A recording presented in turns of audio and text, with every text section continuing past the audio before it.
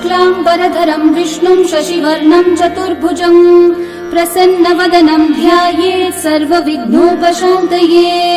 व्यासं वसिष्ठनप्तारं शक्तै पौत्रमकल्मषं पराशरात्मजं वन्दे सुखतातं तपोनिधिं। व्यासाय विष्णुरूपाय व्यासरूपाय विष्णवे नमो वै ब्रह्मनिधये वासिष्ठाय नमो नमः। अविकाराय शुद्धाय नित्याय परमात्मने सदैकरूपरूपाय विष्णवे सर्वजिष्णवे। यस्य स्मरणमात्रेण जन्म संसारबन्धनात् विमुच्यते नमस्तस्मै विष्णवे प्रभविष्णवे। ॐ नमो विष्णवे प्रभविष्णवे। श्रीवैशम्पायनोवाच श्रुत्वा धर्मानशेषेण पावनानि च सर्वशः युधिष्ठिरः शान्तनवं पुनरेवाभ्यभाषत। युधिष्ठिर उवाच किमेकं दैवतं लोके किं वाप्येकं परायणं स्तुवन्तः कं कमर्चन्तः प्राप्नुयुर्मानवा शुभम्। को धर्मः सर्वधर्माणां भवतः परमो मतः किं जपन्मुच्यते जन्तुर्जन्म संसारबन्धनात्। श्रीभीष्मोवाच जगत्प्रभुं देवदेवम् अनन्तं पुरुषोत्तमं स्तुवन्नामः सहस्रेण पुरुषस्तततोत्थितः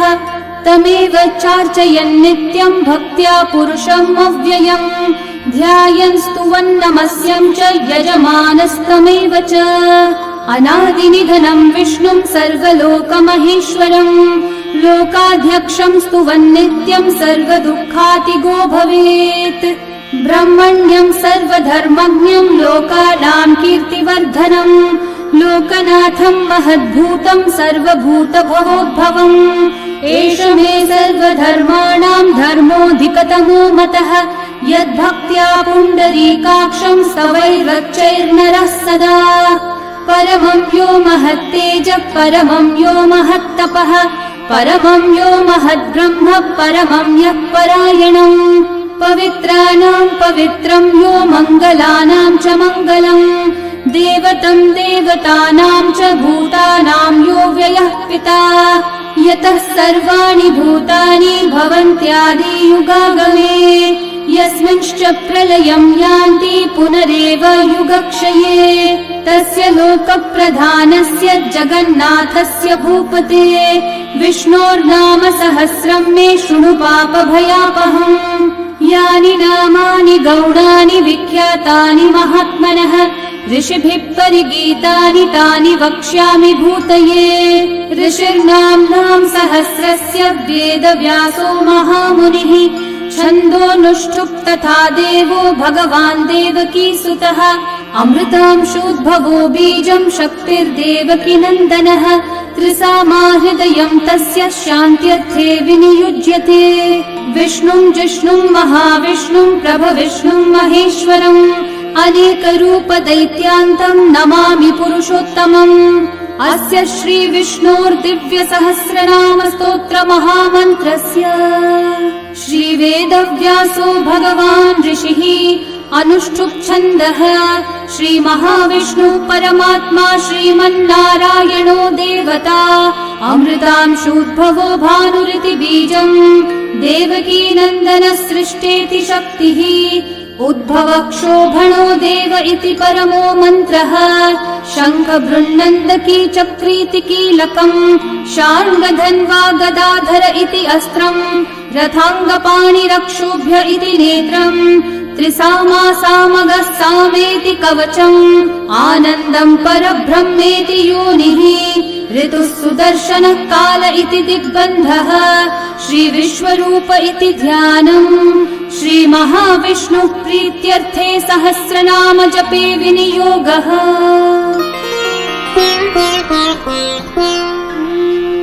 ध्यानम् क्षीरोधन्वत्प्रदेशे शुचिमणिविलसत्सैकते मौक्तिकानाम् माला क्लृप्तासनस्थस्फटिकमणिनिभैर्मौक्तिकैर्मण्डिताङ्गः शुभ्रैरभ्रैरतभ्रैरुपरि विरचितैर्मुक्तपीयूषवर्षैः आनन्देन पुनीयादरिनलिनगदा शङ्खपाणिर्मुकुन्दः भुः पादौ यस्य नाभिर्वियदसुरनिलश्चन्द्रसूर्यौ च नेत्रे कर्णावाशः शिरौ द्योर्मुखमपि दहनो यस्य वास्तेयमब्धिः अन्तस्थं यस्य विश्वं सुरनरखगो भोगि गन्धर्वदैत्यैः चित्रं रम्यतेतं त्रिभुवन विपुषं विष्णुमीशं नमामि। ॐ नमो भगवते वासुदेवाय। शान्ताकारं भुजगशयनं पद्मनाभं सुरेशं विश्वाधारं गगनसदृशं मेघवर्णं शुभाङ्गम् लक्ष्मीकान्तं कमलनयनं योगिहृद्ध्यानगम्यं वन्दे विष्णुं भवभयहरं सर्वलोकैकनाथम् मेघश्यामं पीतकौशेयवासं श्रीवत्साङ्कं कौस्तुभोद्भासिताङ्गम् पुण्योपेतं पुण्डरीकायताक्षं विष्णुं वन्दे सर्वलोकैकनाथम् नमः समस्तभूतानामादिभूताय भूभृते अनेकरूपरूपाय विष्णवे प्रभविष्णवे सशङ्खचक्रं सकिरीटकुण्डलं सपीतवस्त्रं सरसीरुहेक्षणं सहारवक्षस्थलशोभिकौस्तुभं नमामि विष्णुं शिरसा चतुर्भुजम् छायायां पारिजातस्य हेमसिंहासनोपरि आसीनमम्बुदश्याममायताक्षम् अलङ्कृतम् चन्द्राननं चतुर्बाहुं श्रीवत्साङ्कितवक्षसं रुक्मिणी सत्यभामाभ्यां सहितं कृष्णमाश्रये। ॐ विश्वं विष्णुर्वषट्कारो भूतभव्यभवत्प्रभुः भूतकृद्भूतभृद्भावो भूतात्मा भूतभावनः भूतात्मा परमात्मा च मुक्तानां परमा गतिः अव्ययः पुरुषः साक्षी क्षेत्रज्ञोऽक्षर एव च योगो योगविदां नेता प्रधानः पुरुषेश्वरः नारसिंहः वपुः श्रीमान् केशवः पुरुषोत्तमः सर्वः शिवस्थाणुर्भूतादिर्निधिरव्ययः सम्भवो भावनो भर्ता प्रभवः प्रभुरीश्वरः स्वयंभू शम्भुरादित्यः पुष्कराक्षो महास्वनः अनादिनिधनो धाता विधाता धातुरुत्तमः अप्रमेयो ऋषिकेशः पद्मनाभोऽमरः प्रभुः विश्वकर्मा मनुस्त्वष्टा स्थविष्ठस्थविरो ध्रुवः अग्राह्यः शाश्वतः कृष्णो लोहिताक्षः प्रतर्दनः प्रभुतस्त्रिककुब्धामः पवित्रं मङ्गलं परम् ईशानः प्राणदः प्राणो ज्येष्ठः श्रेष्ठः प्रजापतिः हिरण्यगर्भो भूगर्भो माधवो मधुसूदनः ईश्वरो विक्रमी धन्वी मेधावी विक्रमक्रमः अनुत्तमो दुराधर्षः कृतज्ञः कृतिरात्मवान् सुरेशः शरणं शर्म विश्वरेतः प्रजाभवः अहः संवत्सरो व्याळः प्रत्ययः सर्वदर्शनः अजः सर्वेश्वरः सिद्धिः सिद्धिः सर्वादिरच्युतः वृषा कपिरमेयात्मा सर्वयोगविनिःसृतः वसुर्वसुमना सत्यः समात्मा संवितः समः अमोघः पुण्डरीकाक्षो वृषकर्मा वृषाकृतिः रुद्रो बहुशिरा बभ्रुर्विश्वयोनिःशुचिश्रवाः अमृतः शाश्वतस्थाणुर्वरारोहो महातपाः सर्वगः सर्वविद्भानुः विश्वक्सेनो जनार्दनः वेदो वेदविदव्यङ्गो वेदाङ्गो वेदवित्कविः लोकाध्यक्षः सुराध्यक्षो धर्माध्यक्षः कृताकृतः चतुरात्मा चतुर्व्यूहश्चतुर्दंष्ट्रश्चतुर्भुजः भ्राजिष्णुर्भोजनं भोक्ता सहिष्णुर्जगदादिजः अनघो विजयो जेता विश्वयोनिः पुनर्वसुः उपेन्द्रो वामनः प्रांशुरमोघः शुचिरूर्चितः अतीन्द्रः सङ्ग्रहः सर्गो धृतात्मा नियमो यमः वेद्यो वैद्यः सदा योगी वीरः माधवो मधुः अतीन्द्रियो महामायो महोत्साहो महाबलः महाबुद्धिर्महावीर्यो महाशक्तिर्महाद्युतिः अनिर्देश्य वपुः श्रीमान् अमेयात्मा महाधृतक् महेश्वासो महीभर्ता श्रीनिवासः सतां गतिः अनिरुद्धः सुरानन्दो गोविन्दो गोविदाम्पतिः मरीचिर्दमनोहंसः सुपर्णो भुजगोत्तमः हिरण्यनाभः सुतपः पद्मनाभः प्रजापतिः अमृत्युः सर्वदृक्सिंहः सन्धाता सन्धिमान् स्थिरः अजो दुर्मशनः शास्ता विश्रुतात्मा सुरारिः गुरुर्गुरुतमो धामः सत्यः सत्यः पराक्रमः निमिषो निमिषस्रग्वी वाचस्पतिरुदारधीः अग्रणीर्ग्रामणी श्रीमान् न्यायो नेता समीरणः सहस्रमूर्धा विश्वात्मा सहस्राक्षः सहस्रपात् आवर्तनो निवृत्तात्मा संवृतः सम्प्रमर्दनः अहः संवर्तको वह्निरनिलो धरणीधरः सुप्रसादः प्रसन्नात्मा विश्वदृग्विश्वभुग्विभुः सत्कर्ता सत्कृतः साधुर्जन्योर्नारायणो नरः असंख्येयो प्रमेयात्मा विशिष्टः शिष्टकृच्छुचिः सिद्धार्थः सिद्धसङ्कल्पः सिद्धिदः सिद्धिसाधनः वृषाही वृषभो विष्णुर्वृषपर्वा वृषोदरः वर्धनो वर्धमानश्च विविक्तः श्रुतिसागरः सुभुजो दुर्धरो वाग्मी महेन्द्रो वसुदो वसुः नैकरूपो बृहद्रूपः क्षिपिविष्टप्रकाशनः ओजस्तेजोद्युतिधरः प्रकाशात्मा प्रतापनः ऋद्धस्पष्टाक्षरो मन्त्रश्चन्द्रांशूर्भास्करद्युतिः अमृतांशूद्भवो भानुः शशबिन्दुः सुरेश्वरः औषधं जगतः सेतुः सत्यधर्मः पराक्रमः भूतभव्यभवन्नाथः पवनः पावनो नलः कामः कामकृत्कान्तः कामः कामप्रदः प्रभुः युगादिकृद्युगावर्तो नैकमायो महाशनः अदृश्यो व्यक्तरूपश्च सहस्रजिदनन्तजित् इष्टो विशिष्टशिष्टेष्ठः शिखण्डी नहुषो वृषः क्रोधः क्रोधकृत्कर्ता विश्वबाहुर्महीधरः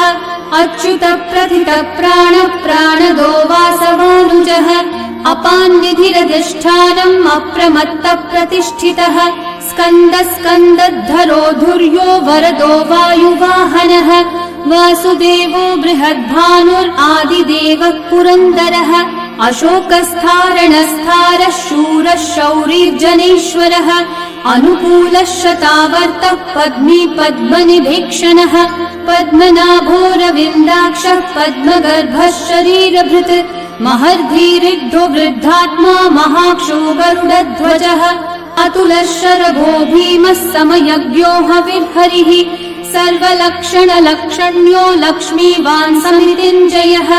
विक्षरो रोहितो मार्गो हेतुर्दामोदरः सहः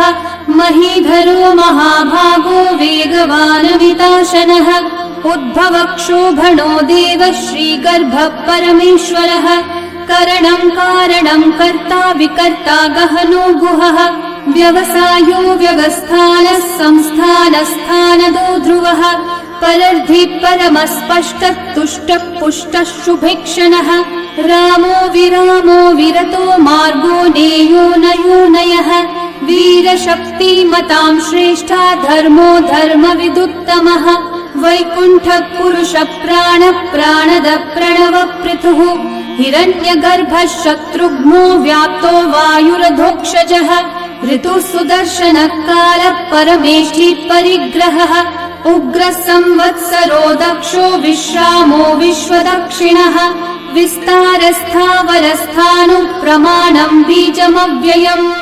अर्थोऽनर्थो महाकोशो महाभोगो महाधनः अनिर्विन्नस्थविष्ठो भूर्धर्मयूपो महामखः नक्षत्रनेमिर्नक्षत्री क्षामः क्षामः समीहनः यज्ञयुज्यो महेज्यश्च क्रतुः सत्रं सतां गतिः सर्वदर्शी विमुक्तात्मा सर्वज्ञो ज्ञानमुत्तमम् सुहृतः सुमुखः सूक्ष्मः सुघोषः सुखदः सुहृत् मनोहरो जितक्रोधो वीरबाहुर्विदारणः स्वापनः स्ववशो व्यापी नैकात्मा नैककर्मकृत् वत्सरो वत्सलो वत्सी रत्नगर्भो धनीश्वरः धर्मकृद्धर्मी सदसक्षरमक्षरम् अविज्ञाता सहस्रांशूर्विधाता कृतलक्षणः गभस्तिनेमि सत्त्वस्थः सिंहो भूतमहेश्वरः आदिदेवो महादेवो देवेशो देवभृद्गुरुः उत्तरो गोपतिर्गोप्ता ज्ञानगम्यः पुरातनः शरीरभूतभृद्भोक्ता कपीन्द्रो भूरि दक्षिणः सोमपोऽमृतपः सोमः पुरुजित्पुरुसत्तमः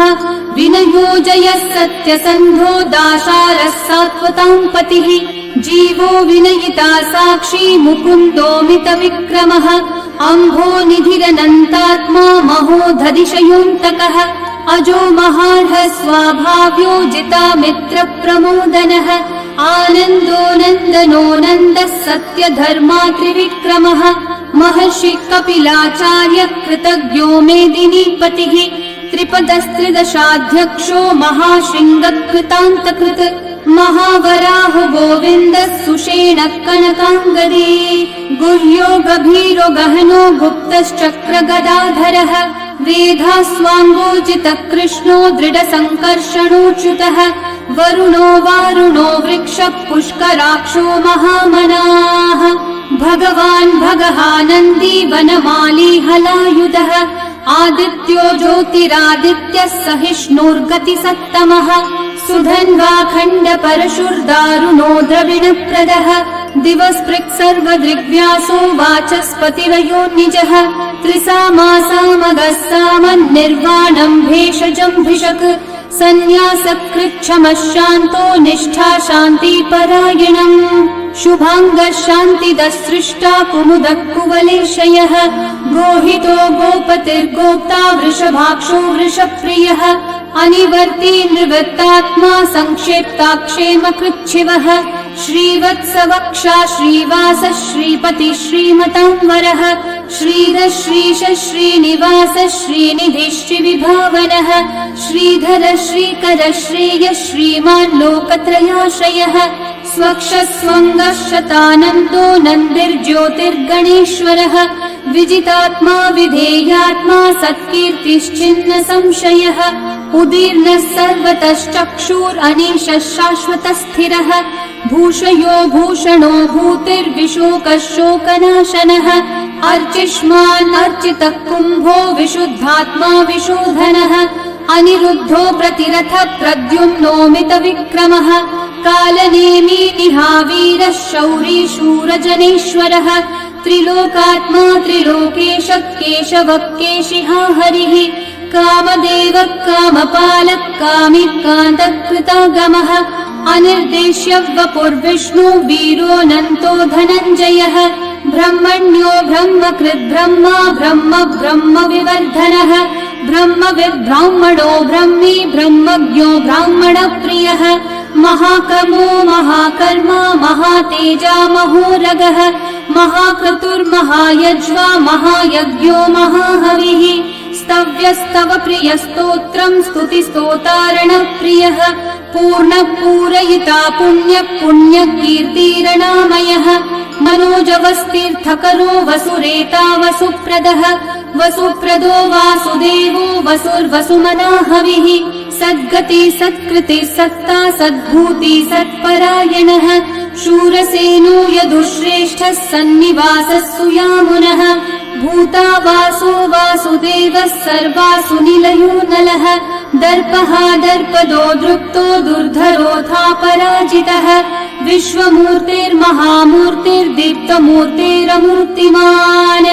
अनेकमूर्तिरव्यक्तः शतमूर्तिः शताननः एकोनैकः स वः किं यतत्पदमनुत्तमम् लोकबन्धुर्लोकनाथो माधवो भक्तवत्सलः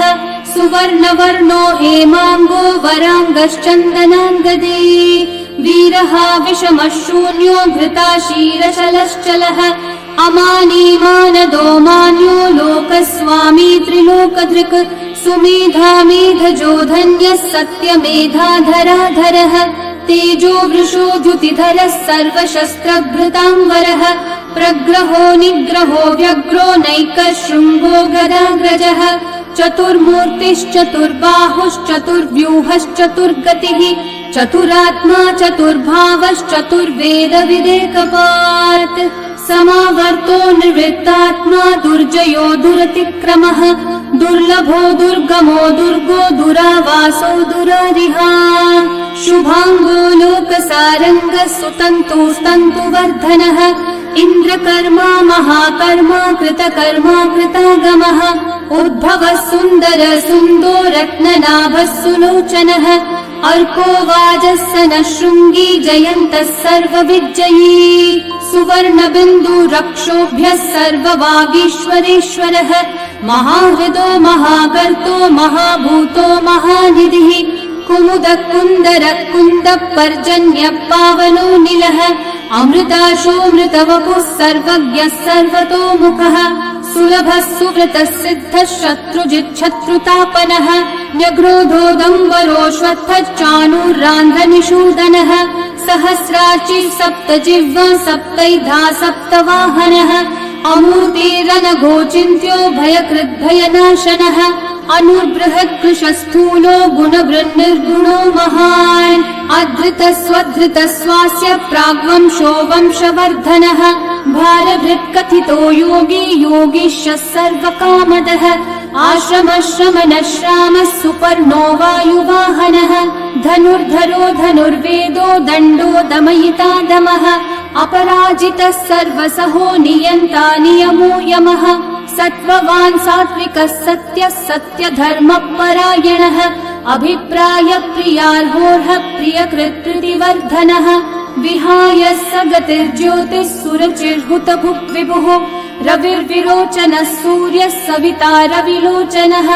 अनन्तो हुतभुग्भोक्ता सुखदो नैकजोऽग्रजः अनिर्विण्णः सदा मर्षि लोकाधिष्ठानमद्भुतः सनात् सनातनतमः कपिलः कपिरव्ययः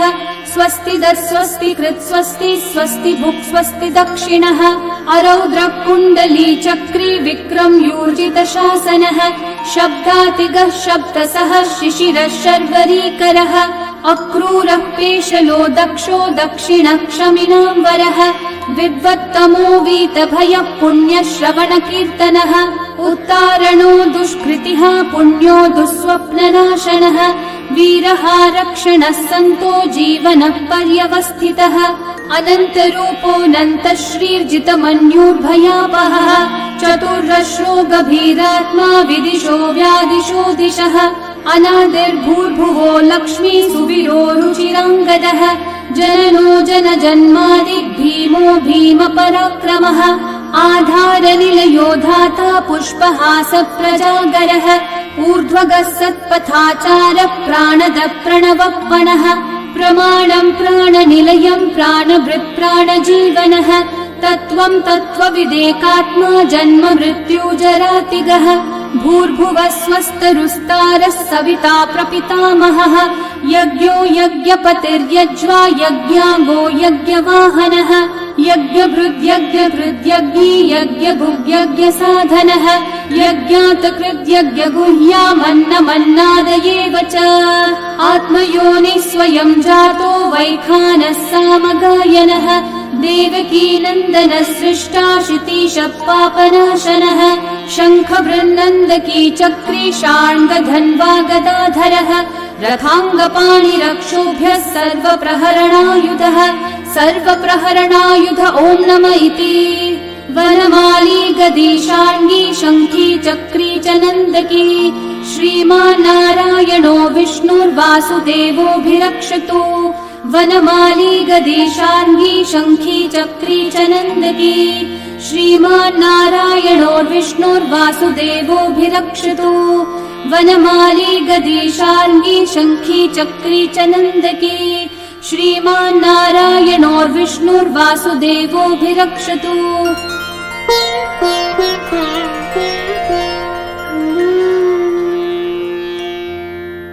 इतीदं कीर्तनीयस्य केशवस्य महात्मनः नाम्नां सहस्रं दिव्यानाम् अशेषेण प्रकीर्तितम् य इदं शृणुयान् नित्यं यश्चापि परिकीर्तयेत् न शुभं प्राप्नुयात् किञ्चित् सोमुत्रेह च मानवः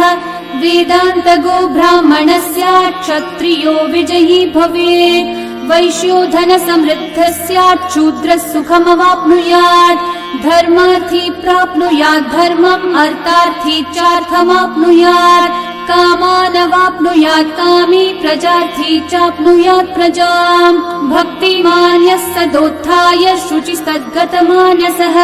सहस्रं वासुदेवस्य नाम्नामेतत् प्रकीर्तये यशः प्राप्नोति विपुलं याति प्राधान्यमेव च अचलां श्रियमाप्नोति श्रेय प्राप्नोत्यनुत्तमम् न भयं क्वचिदाप्नोति वीर्यं तेजश्च विन्दति भवत्यरोगो द्युतिमान् बलरूपगुणान्वितः रोगार्तो मुच्यते रोगात् बद्धो मुच्येत बन्धनात् भयान् मुच्येत भीतस्थो मुच्येतापन्न आपदः दुर्गान्यतितरत्याशु पुरुषः पुरुषोत्तमम् स्तुवन्नाम सहस्रेण नित्यं भक्ति समन्वितः वासुदेवाश्रयो मर्त्यो वासुदेवपरायणः सर्वपापविशुद्धात्मा याति ब्रह्म सनातनम् न वासुदेव भक्तानामशुभं विद्यते क्वचित् जन्म मृत्यु जरा व्याधि भयं नैवोपजायते इमं स्तवमधीयानः श्रद्धा भक्ति समन्वितः युज्येतात्मसुखः शान्ति श्रीधृति स्मृति कीर्तिभिः न क्रोधो न च मात्सर्यं न लोभो नाशुभा मतिः भवन्ति कृतपुण्यानां भक्तानां पुरुषोत्तमे द्यौस चन्द्रार्कनक्षत्राखं दिशो भूर्महो दधिः वासुदेवस्य वीर्येण विदतानि महात्मनः ससुरासुरगन्धर्वं स यक्षोरगराक्षसम् जगद्वशे वर्ततेदं कृष्णस्य सचराचरम् इन्द्रियाणि मनोबुद्धिः सत्त्वं तेजो बलं द्युतिः वासुदेवात्मकन्याहुः क्षेत्रं क्षेत्रज्ञ एव च सर्वागमानामाचार प्रथमं परिकल्पते आचार प्रभवो धर्मो धर्मस्य प्रभुरच्युतः ऋषयः पितरो देवा महाभूतानि धातवः जङ्गमा जङ्गमं चेदं जगन्नारायणोद्भवम् योगो ज्ञानं तथा साङ्ख्यं विद्या शिल्पादिकर्म च वेदाः शास्त्राणि विज्ञानमेतत् सर्वं जनार्दनात् एको विष्णुर्महद्भूतं पृथक् भूतान्यनेकशः त्रीन् लोकान् व्याप्य भूतात्मा भुङ्क्ते विश्वभुगव्ययः इमं स्तवं भगवतो विष्णोर्व्यासेन कीर्तितम् पठेद्य इच्छेत् पुरुषः श्रेयः प्राप्तुं सुखानि च विश्वेश्वरमजं देवं जगतः प्रभुमव्ययम् भजन्ति ये पुष्कराक्षं न ते यान्ति पराभवम् न ते यान्ति पराभवम् ॐ नमः इति अर्जुनोवाच पद्मपत्र विशालाक्ष पद्मनाभः सुरोत्तम